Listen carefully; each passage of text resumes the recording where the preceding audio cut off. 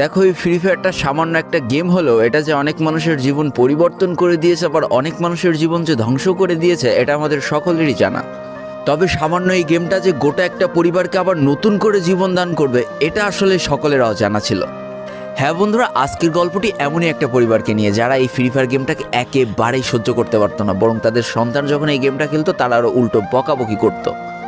আর ভাগ্যের কি অপূর্ব লীলা খেলা, তখন সেই গেমটা আজকে গোটা পরিবারটাকে বাঁচিয়ে রেখেছে। আর এখন তার বাবা মাও উৎসাহ দেয় তাদের সন্তানকে যে ফ্রি ফায়ার খেলো। এজন্যই চলো জেনে আসি আসলে কি এমন ঘটেছিল ওই পরিবারটার সাথে। তো বেশি ব্যাকপ্যাক না করে ছোট্ট একটা ইন্ট্রো দিয়ে আজকের ভিডিও শুরু করা যাক।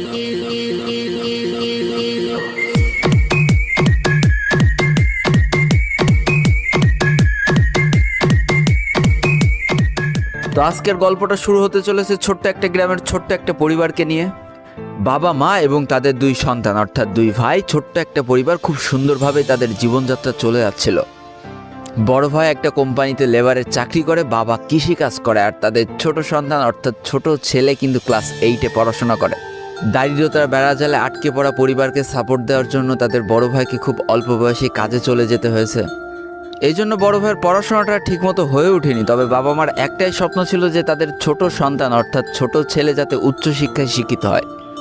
এই জন্য বাবা কৃষিকাজ করলেও সারাদিন মাঠে তুমুল কষ্ট করে এসে বাসায় যখন এসে দেখতো তাদের ছোট সন্তান পড়াশোনা করতেছে, সমস্ত কষ্ট এক চান্সে দূর হয়ে যেত। আর তাদের ছোট সন্তান পরিবারে অভাব দেখতে দেখতে বড় হচ্ছে, তো তাই সে একটা সময় ঠিক করেই ফেলে যে তাকে অনেক বড় হতে হবে, লেখাপড়া করে অনেক বড় মানুষের মতো মানুষ হতে হবে। আর ঠিক এমনটাই হতে থাকে। তাদের ছোট ছেলে খুব ভালো রেজাল্টও করতে থাকে, প্রত্যেক ক্লাসে টপ হতেও থাকে। তবে তার একটা বদ অভ্যাস ছিল, সেটা হচ্ছে ফ্রি ফায়ার গেম খেলা। করোনা চলার সময় যখন তার স্কুল বন্ধ হয়ে যায়, তখন তার বাবা এবং বড় ভাইয়ের জমানো কিছু টাকা দিয়ে তাকে একটা ফোন কিনে দেওয়া হয় অনলাইনে ক্লাস করার জন্য।